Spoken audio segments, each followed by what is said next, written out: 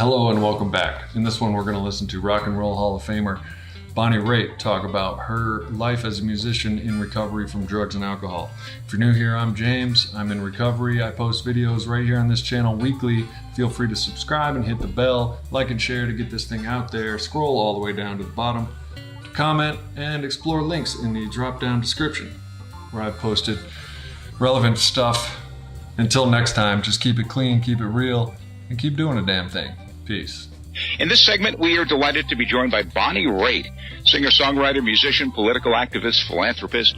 She has been on the national music scene for a long time, has recorded close to 20 albums, has 9 Grammys, and in 2000 was inducted into the Rock and Roll Hall of Fame. Bonnie's a woman in long-term recovery, one day at a time, one song at a time, probably one gig at a time as well. Bonnie, thanks so much for joining us tonight on Recovery Coast to Coast. My pleasure, Neil. Thanks for having me. Congratulations. Without going too deep into the drinking and using days, Bonnie, how bad did it get for you, and what finally led you into recovery? That lifestyle of a rock and roll and folk musician is, nighttime. A lot of people like waitresses and people that work in bars. All kinds of musicians have kind of an occupational hazard. I think it probably goes with late night radio guys too, and journalists. There's a bunch of professions that really romanticize sex, drugs, and rock and roll, and for good reason. There was a lot of fun, and it certainly was fine. And as for me, as a lifestyle until about my mid-30s, and it was something that just caught up with me. And I looked around at my friends who were getting sober, and I saw that they were producing more great music. They didn't seem to lose any of their edge. They didn't lose their sense of humor. They didn't become loonies, proselytizing, and they seemed to be better in shape, had better successful family lives, felt better about themselves, and consequently the other people that were around me that were still partying, and myself, I thought I was slower to recover, a lot of downtime, more time hungover than when I was in my 20s. Couldn't always remember what I said to people, was getting kind of sloppy. So for me, it wasn't really a question of kicking and screaming and slobbering all over myself, and or as we say, a nudge from the judge. Thank God I didn't kill anybody or injure anyone. I had more of a lifestyle awakening where I just said, you know what, this isn't feeling good. It doesn't look good. I'm not as productive as I'd like to be, and I don't like who I've become. And so I sat in on some meetings, and I realized that at the great help of some other friends of mine, other musician friends, they, as we say, it's a program of attraction, and I was very attracted to the peace and serenity and happiness and freedom they seem to have. So I gave it a try, and I just took to it like a fish to water. It was really a blessing that it wasn't a struggle for me.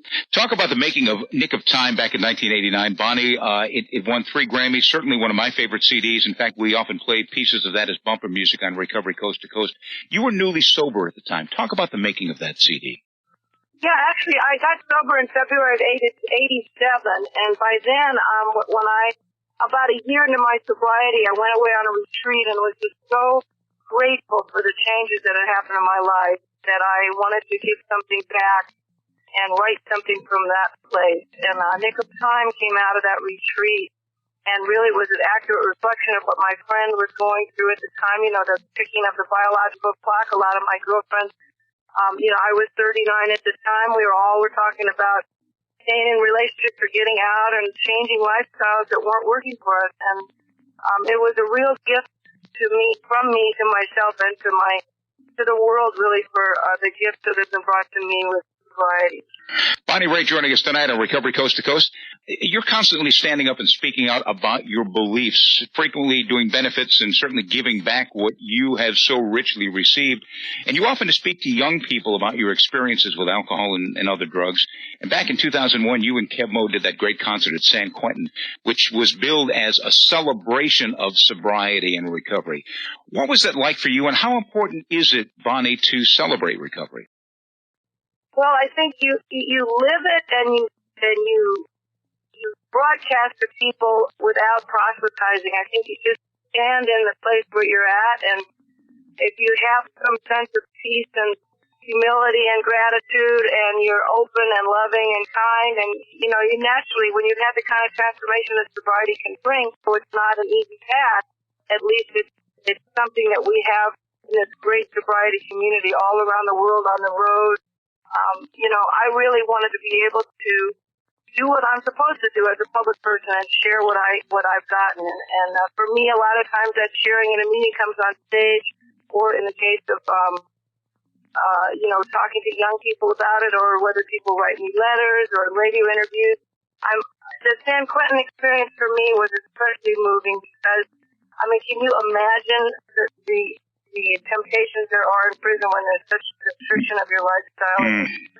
You have to learn to go in to get that peace and that joy. And it's a daily struggle, and we deal with it an hour at a time, of course, and one friendship and one conversation at a time. And so I was very, very moved at the commitment to finding some kind of inner way out, inner freedom that I discovered when I was talking.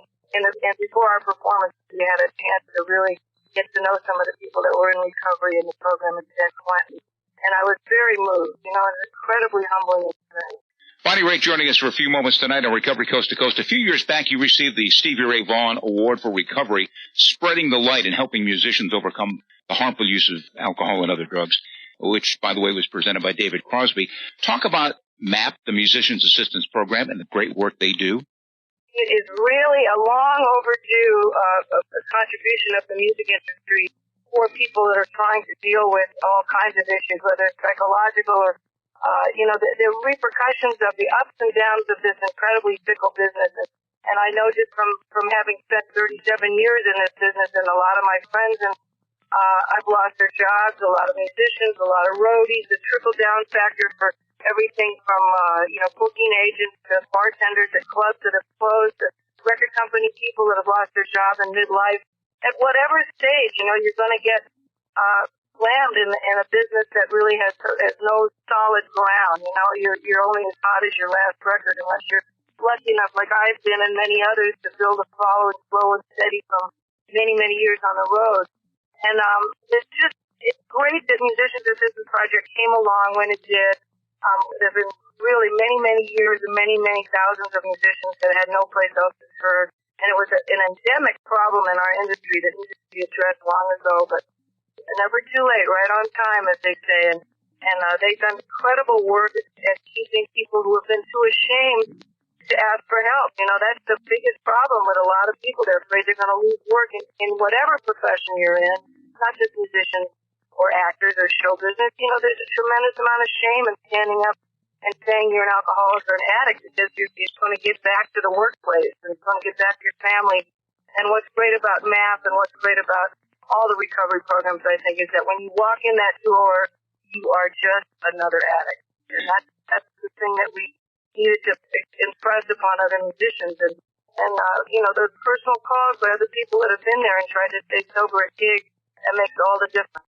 We've selected some questions from around the country from listeners, and for each one that we select, we will send them a copy of Bonnie's CD, Nick of Time. First one comes out of Milwaukee, a gal by the name of Laura. How difficult was your first year of recovery, and what is it like for you today? Is it hard not to take it for granted the longer you're in recovery? Very good question. The first year was, for me, like a honeymoon. They say even the first couple of years, and I have to say that was true for me, because my bottom was a pretty gentle one in terms of, I wanted to lose some weight. I wanted to tighten up my health.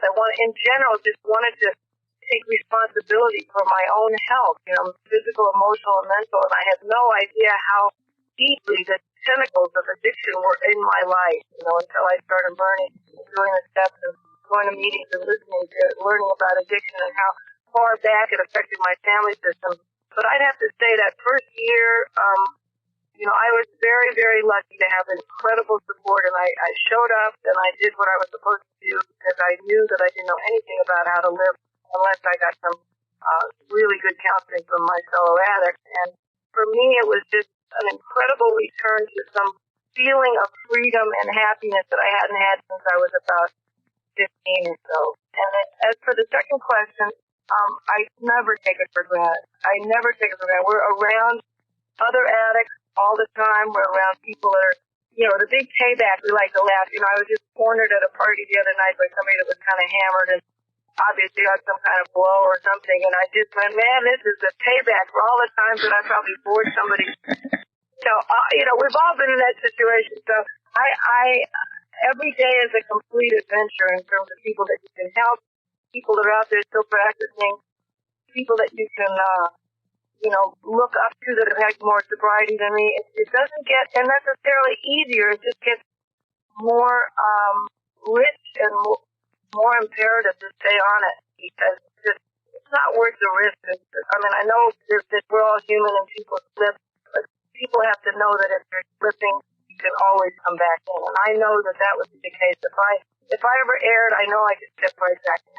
Seth has a question from Boston, a 3-part question. He writes, many musicians fear that they will lose their creativity if they give up alcohol and other drugs. Was that true for you? How has your recovery affected your music? And what particular song of yours most relates to recovery? Wow, those are good questions, too. For me, in my case, because Nick of Time happened out of my sobriety, that sort of song and the album, and then I won all those Grammys and my career took off at that point. I can't even think of anybody whose productivity and success is more related to a lifestyle change like sobriety. I mean, there's a lot of other elements in place, too. VH1 was developed, so they had to play people my age on television. I had a new record company. Dennis Quaid being in the first video for Thing Called Love was a really good idea because they played it more. And so a lot of things colluded at that time to make things happen.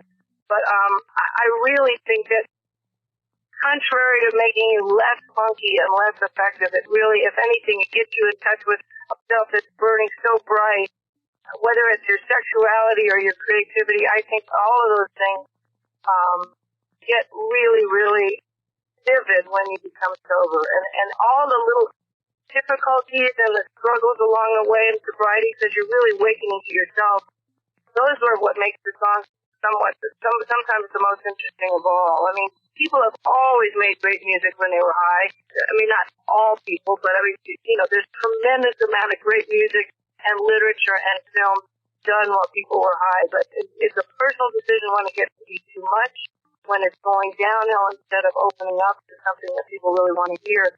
And for me, the songs that the song Nick of Time is really about a different kind of love. It's not about a romantic love. So the last verse of Nick of Time is really about my recovery. But there's a song called Cool Clear Water that for me is, I think it's on Longing in the Heart. It's a song that I wrote. It's almost like a prayer. And it's about being able to dig deep and turn up the earth in your heart and winter ground that's yourself. The ways that you've shuttered down. And to just to be surrendering to a different kind of a love, so kind of a release. And it's something that whether I'm singing it on stage or I just say it to myself, that call for help is just there on a daily basis for me. I'm on my knees all the time. Final question from a listener, Jimmy G, Salt Lake City. I am a musician in recovery who has struggled mightily, relapsed frequently, and find it terribly difficult to be around musicians who drink and use. Any suggestions? My sympathies. I totally relate. I don't know how I got so lucky to be released from that obsession when I'm around it, because I don't know how people go on the road, but you probably have other people in your town that are musicians that are trying to be sober as well. And, the way that I do it is just make sure if I'm having any trouble at all that I get on the phone or go to a meeting or get with another person who's a musician. The only musicians are the ones that really understand the ins and outs of the creative process and being at the gig and the waiting around and the frustrations. I know it's very, very difficult to be in that situation professionally. And even when you're writing, if you're used to using pot or drugs to inspire you and suddenly you don't have it, it's very difficult to find a new avenue to swing from. So I wish you all the best, and all I can say is there's community in gathering. There's actually a book that's coming out on Hazelden, I believe. It's about creativity and recovery. I don't know the name of it, but I just did a blurb for it. I forgot the name because I saw the galleys.